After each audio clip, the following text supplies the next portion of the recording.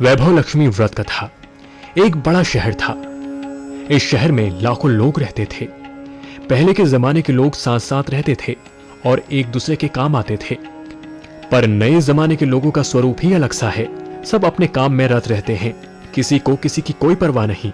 घर के सदस्यों को भी एक दूसरे की परवाह नहीं होती।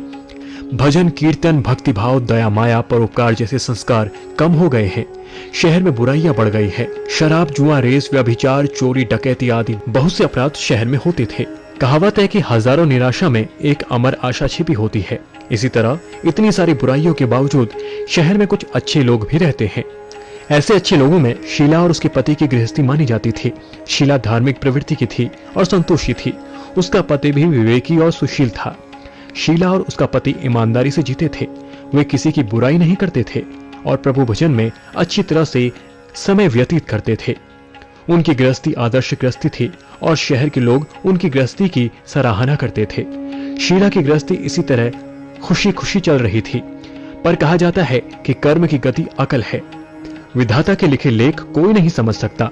इंसान का नसीब पल भर में राजा को रंक बना देता है और रंक को राजा। शीला के पति के अगले जन्म के कर्म भोगने बाकी रह गए थे। वह बुरे दोस्तों से दोस्ती कर बैठा। वह जल्द से जल्द करोड़पति होने के ख्वाब देखने लगा।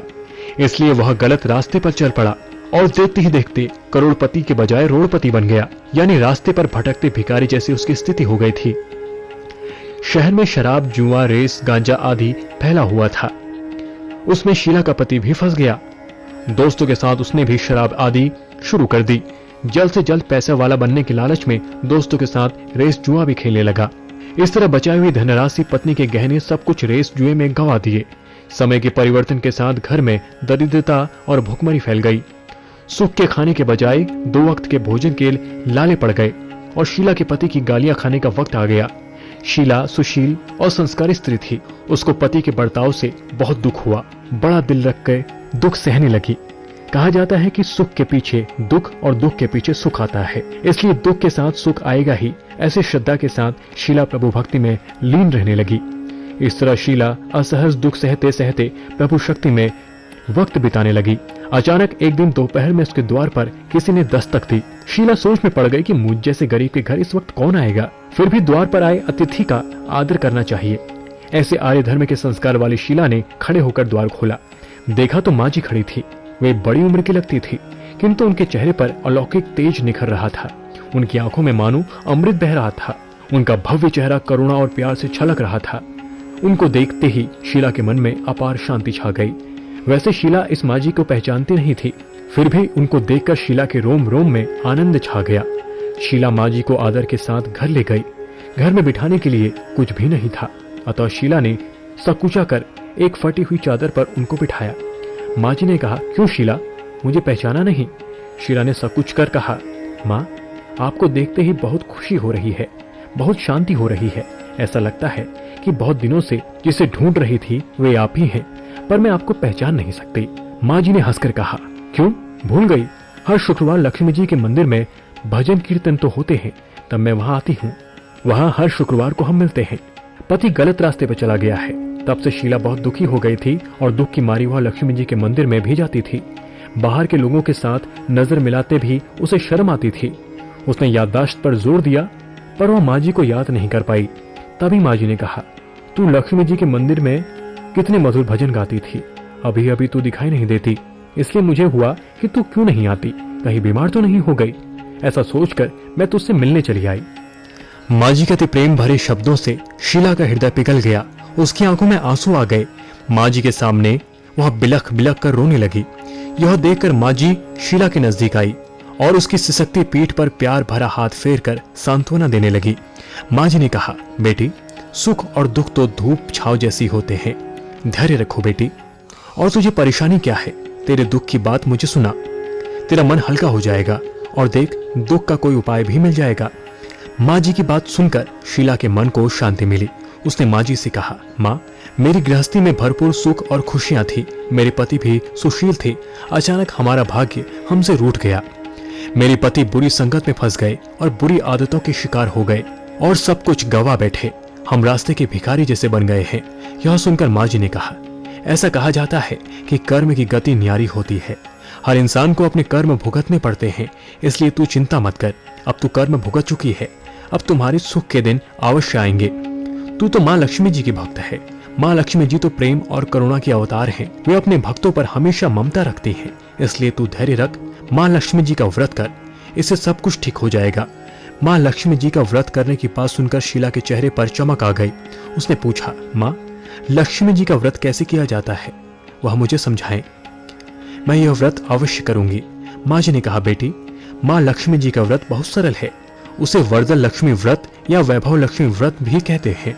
यह व्रत करने वाले की सभी मनोकामनाएं पूर्ण होती हैं। वह सुख, संपत्ति और यश प्राप्त करता है। ऐसा कहकर माँ जी वैभव लक्ष्मी व्रत की विधि कहने लगी। बेटी वैभव लक्ष्मी व्रत वैसे तो सीधा साधा व्रत है, किंतु कई लोग यह व्रत गलत तरीके से करते हैं और तो उसका फल भी नहीं मिलता। कई लोग कहते हैं कि सोने के गहने की हल्दी कुमकुम से पूजा करो, बस व्रत हो गया, पर ऐसा नहीं है। कोई भी व्रत शास्त्रीय विधि से करना चाहिए, तभी उसका फल मिलता है। सच्ची बात यह है कि सोने के गहनों की विधि से पूजा करनी चाहिए। व्रत की उद्यापन विधि में शास्त्रीय विधि से करना चाहिए। यह व्रत शुक्रवार को करना चाहिए। प्रातःकाल स्नान करके और पूरे दिन जय माँ लक्ष्मी का जाप करें। किसी की चुगली नहीं करनी चाहिए। शाम को पूर्व दिशा में मुंह करके आसन पर बैठ जाओ। सामने पाटा रखकर उस पर रुमाल रखो। रुमाल पर चावल का छोटा सा ढेर करो। उस ढेर पर पानी से भरा तांबे का एक कलश रख दो। कलश पर एक कटोरी रखो। उस कटोरी में एक सोने का गहना रखो। सोने का न हो तो चांदी का मिला दो। चांदी का न हो तो नगद रुपया रख दो। बाद में घी का दीपक जलाकर अगरबत्ती जला लो। माँ लक्ष्मी के बहुत स्वरूप हैं और माँ लक्ष्मी जी को श्रीयंत्र अति प्रिय है। अतः वैभव लक्ष्मी पूजन में सर्वप्रथम श्रीयंत्र और लक्ष्मी जी की विधि स्वरूपों का सच्चे दिल से दर्शन करो। उसके बाद लक्ष्मी सत्वन का पाठ करो। बाद में कटोरे में रखे हुए गहने या रुपये, हल्दी, कुमकुम और चावल चढ़ाकर पूजा करो और लाल रंग का फूल चढ़ाओ। शाम को कोई मीठी चीज बनाकर उसका प्रसाद रखो। न हो तो शक्कर या गुड़ भी चल सकता है। फिर आरती करके 11 बार सच्चे हृदय से जय माँ लक्ष्मी बोलो। बाद में 11 या 21 शुक्रवार यह व्रत करके दृढ़ संकल्प माँ के सामने करो और आपकी जो मनोकामना हो वह पूरी करने को माँ लक्ष्मी जी से विनती करो। फिर माँ का प्रसाद बांट दो और थोड़ा सा प्रसाद अपने लिए रख लो। अगर आप में शक्ति हो तो सारा दिन उपवास रखो और सिर्फ प्रसाद खाकर शुक्रवार का व्रत करो। ना शक्ति हो तो एक बार शाम का प्रसाद ग्रहण करके समय पर खाना खा लो। अगर थोड़ी भी शक्ति ना हो तो 2 बार भोजन कर सकते हैं।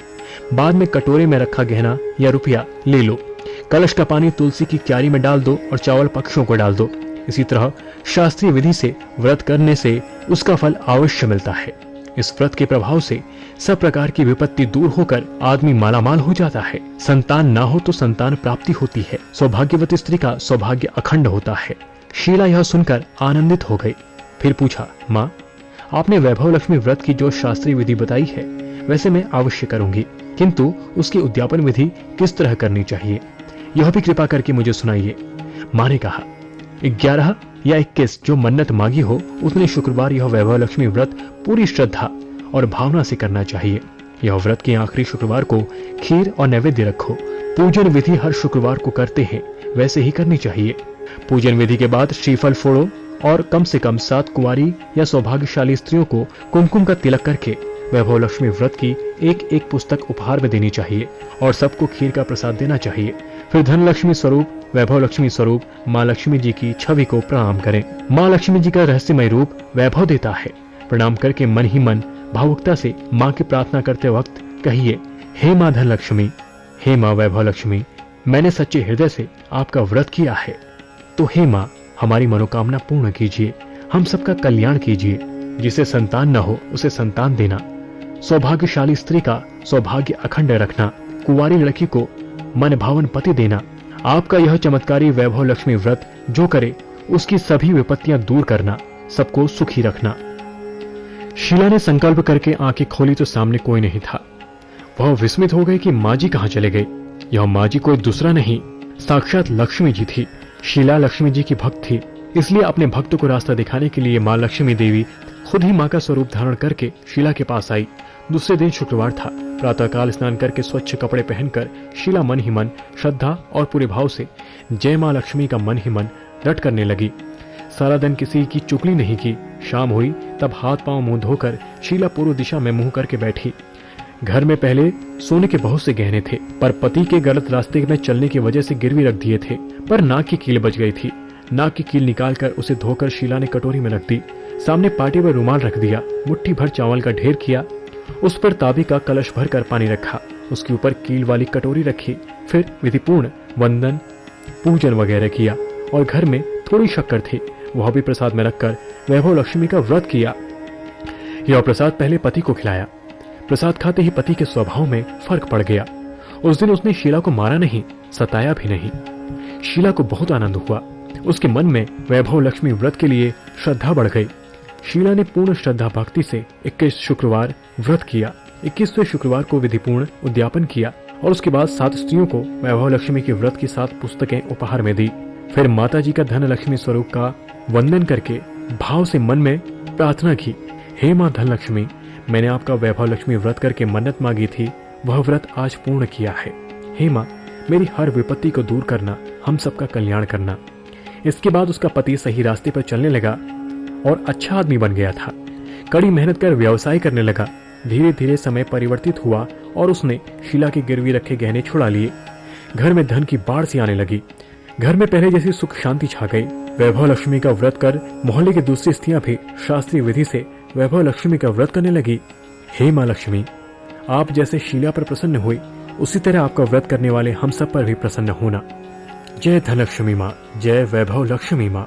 भारत की कथाएं सुनने के लिए आप हमारे चैनल भारत की कथाएं को सब्सक्राइब कर लें।